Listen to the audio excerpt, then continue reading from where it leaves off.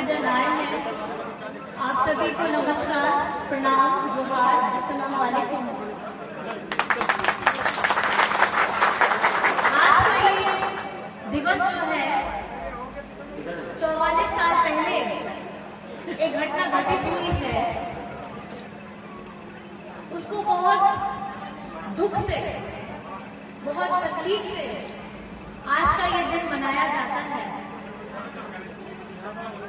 और जिन व्यक्ति का हमारे झारखंड निर्माण में, झारखंड के आंदोलन में बहुत ज्यादा बड़ी भूमिका रही है, हमारे आदरणीय स्वर्गीय बसंत पाठक जी का, ये वो शख्सियत है जिनको मोहताज नहीं है कि उनके बारे में जितनी बड़ी बातें की जाए वो कम पड़ेगी। ये वो व्यक्ति है, अगर आज हमारे साथ में होते तो हमारा झारखंड का जो सपना, सोना झारखंड का जो सपना आदरणीय गुरु जी शिबू सोरेन जी ने देखा था, उनके साथ में अगुआ साथी हमारे बसंत पाठक जी जो भी हमारे चाचा होते, उन्होंने जो देखा था वो कहीं न कहीं अधूरा सा लगता है। अधूरा क्यों लगता है? आज जो आप झारखंड देख रहे हैं, ये झारखंड के निर्माण के लिए इतने लोगों ने कुर्बानियां दी, इतने लोगों की शहादत हुई, बहुत लोगों को तो नाम भी नहीं पता रहता है, लेकिन मेरे लिए ये सबसे ज्यादा भावुक पल इसलिए है कि चुनाव प्रचार के समय में जब मैं यहाँ पहली बार आई, और मैं आपको बताना चाहूंगी कि मुझे अपने राजनीतिक जीवन में जब इनके नाम का के बारे में पता चला तो बहुत लोगों ने बताया कि एक ऐसे अगुआ साथी थे जिसकी बात को हमारे विषम गुरु शिबू सोरेन जी भी पूरे मान सम्मान के साथ आगे रखते। और ये वो साथी है जो कहीं ना कहीं आज हमारे विषम गुरु शिबू सोरेन जी को भी अंदर में तकलीफ लगती है कि आज हम तो हैं, हमारा झारखंड भी बन गया, लेकिन हमारे अगुआ साथी जिन्होंने अपना घर का चिंता नहीं किया, अपना परिवार का चिंता नहीं किया, लेकिन उस आंदोलन को आगे बढ़ चढ़ करके बढ़ाया। एक ब्राह्मण समाज ने झारखंड आंदोलन में अपनी भूमिका निभाई, ये काबिल तारीफ है। और इस आंदोलन में हमारे ब्राह्मण समाज, आदिवासी समाज, अल्पसंख्यक समाज, हमारे पिछड़ा दलित समाज, सबकी भूमिका रही। और कहीं ना कहीं ये बोलना मेरे लिए बहुत भावुक हो जाएगा कि ये वही धरती है आज जिसका प्रतिनिधित्व करने का मौका आप लोगों ने मेरे ऊपर में दिया है। मैं तहे दिल से बहुत शुक्रगुजार हूँ। और इनका परिवार,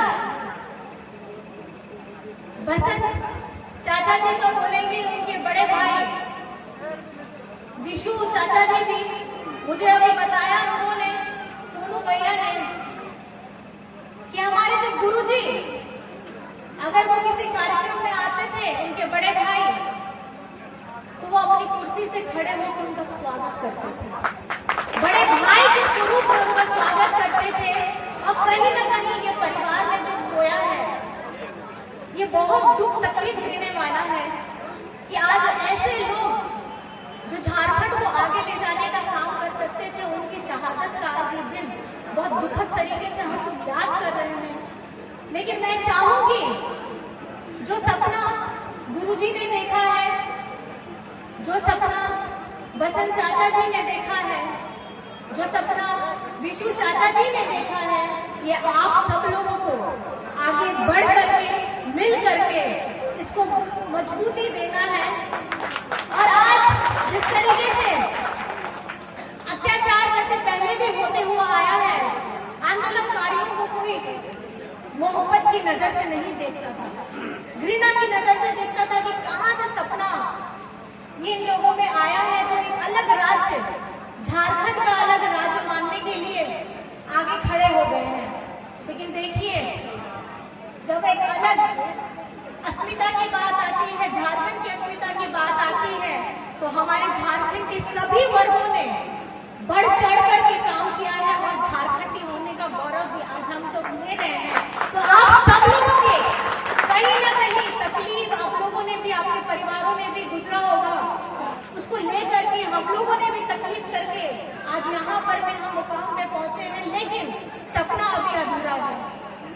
अगर आपको इस सपने को पूरा करना है, करवाना है, गुरुजी के सपने को, विशु चाचा के सपने को, बसंत जी के चाचा जी के सपने को, तो मुझे लगता है अभी हमारा आने वाला जो चुनाव है, एक चुनाव तो अभी खत्म हुआ है, लेकिन ये चुनाव में आप लोगों की जो भूमिका रहती है वो सर्वोपरि रहती है कि आप ही जनता है, आप ही हमारे मालिक हैं, आप ही हमारे भगवान हैं।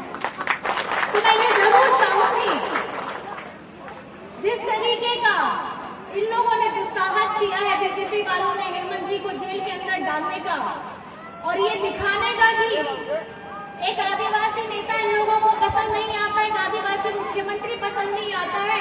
ये आदिवासी मुख्यमंत्री सिर्फ आदिवासियों के लिए नहीं सोचता है, ये सब समाज के हर एक वर्ग को लेकर के आगे चल रहा है, चाहे महिलाओं के लिए हो, बच्चों के लिए हो, हमारे बड़े बुजुर्ग के लिए हो। पेंशन से जोड़ने का काम किया है, राशन कार्ड से जोड़ने का काम किया है, अबुआ आवाज से जुड़ने का काम किया है, बच्चों की पढ़ाई कैसे बेहतरी हो उसको मजबूत करने का काम किया है।